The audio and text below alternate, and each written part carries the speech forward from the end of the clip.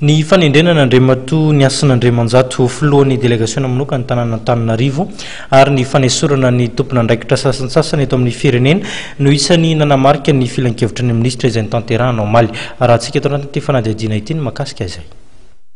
Tapaka nandritra ny filan-kevitry ministra omaly fa Andriamatoa ny asan'Andriamanjato no apetraka ho filohan'ny délégation manokana tanàna Antananarivo. No izay antony izay dia ny général Rakotoarimaso Lucien no misahana vonjimaika amin'ny fitantanana amin'ny ministèran'ny postra sy ny fifandraisan-davitra. Voatendry ho sekretera général ny primatura kosa i Tsihoara Eugène Faratina, ho solon'ny général Roger Lala izay lasa sekretera général ny fiadidianan'ny République. Ankoatr'izay dia nesorina tsy ho tale général ny office malgache d'études et de la régulation des télécommunications na Omer Andriamatoa Augustin Andriamananoro, olona akaikin'Andriamatoa Andry Rajoelina. Ny antony dia zavatra tsotra ihany raha itsika hoe mipetraka amin'ny fametrahana rehefa fanjakana vaovao manara-dalàna tandalàna dia hita izany fa